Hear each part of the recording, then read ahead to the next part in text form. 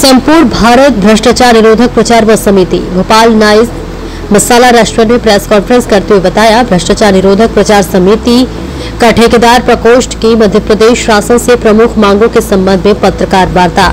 सभी ठेकेदार भाइयों का समय पर भुगतान किया जाए ताकि उनको कर्ज से या फिर किसी भी तरह से आर्थिक, मानसिक एवं सामाजिक कठिनाइयों का सामना न करना पड़े। जैसे कि हमारे साथी पवन कुमार श्रीवास्तव ने राजधानी परियोजना प्रशासन संभाग क्रमांक 2 के सब डिवीजन नंबर 2 में लाखों का काम अपना घर एवं जेवर बेच करके किया था, जो कि कार्यपालन यंत्री अनुविभागीय अधिकारी आदेशानुसार किया।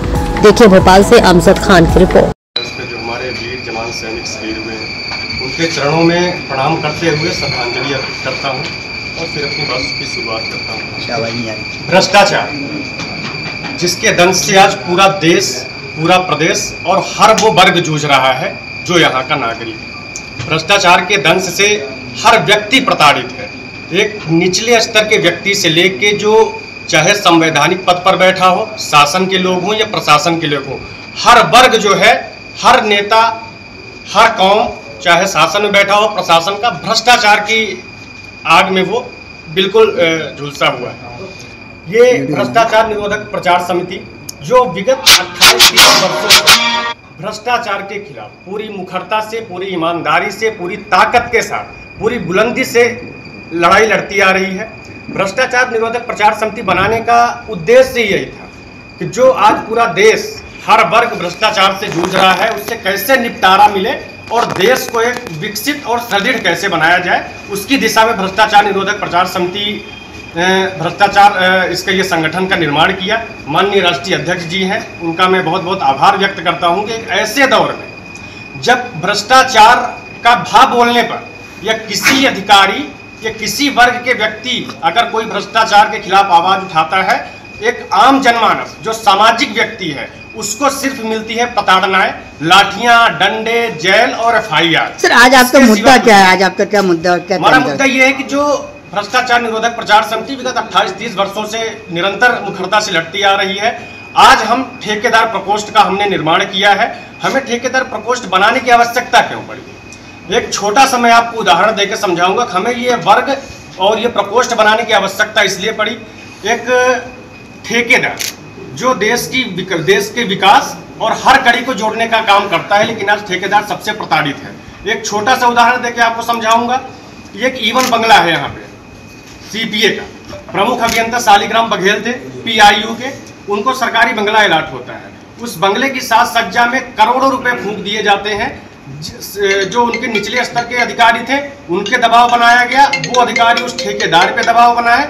उन अधिकारियों के दबाव में वो ठेकेदार अपने पत्नी के जेवरात बेच के, अपना स्वयं का प्लाट बेच के पूरा कार्य कराया। और जब बन के बंगला तैयार हुआ उसके बाद, क्योंकि माननीय मंत्री जी राकेश सिंह PWD मंत्री थे, उनको बंगला अलॉट नहीं हुआ था, तो अनाधिकृत रूप से उनका ऑफिस उस बंगले पे चला है और आज भी उस बंगले पे मंत्री जी का ताला लगा हुआ है।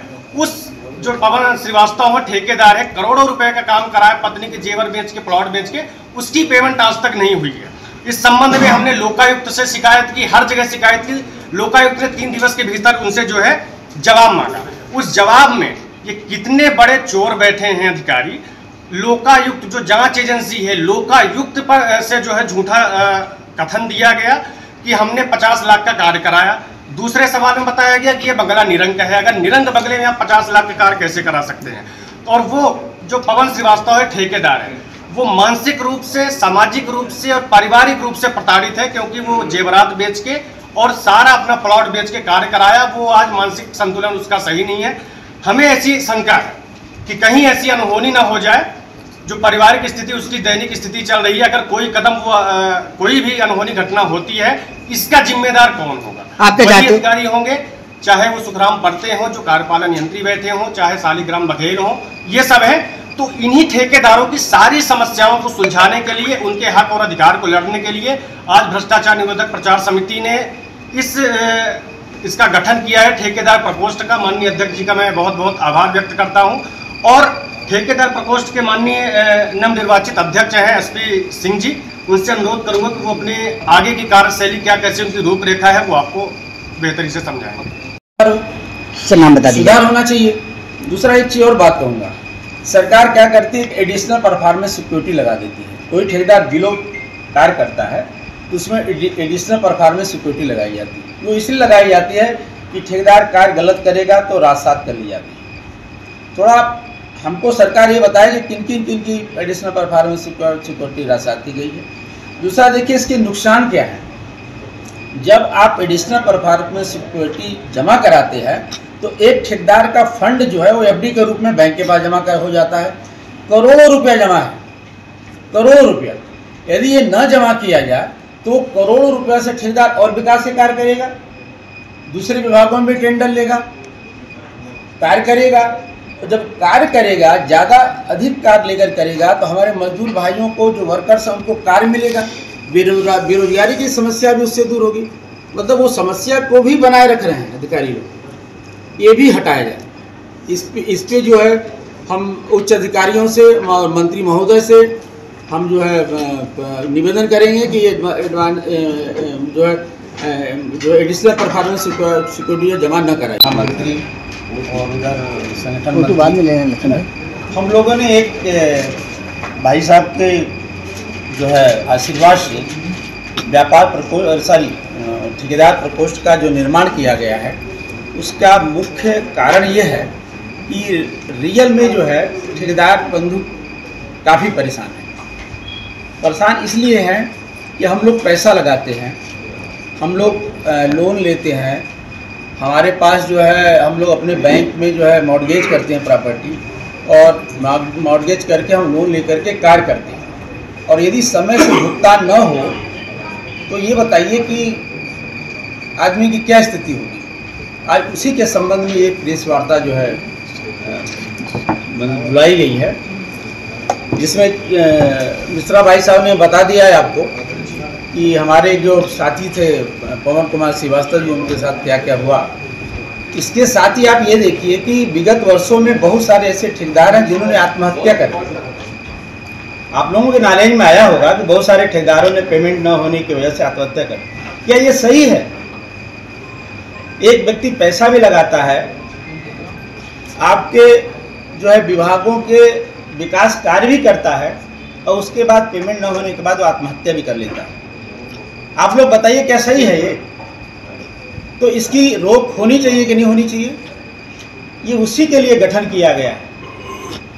और इसके साथ साथ एक सबसे बड़ी विडंबना ये है कि कुछ बड़े अधिकारियों द्वारा अपने कुछ चहेते ठेकेदारों को काम देने के लिए जिस निविदा में कंडीशन नहीं लगाना चाहिए, उसमें कंडीशन लगा करके और ऊंचे दरों पर उनको कार्य दे दिया जाता है। ये भी गलत है।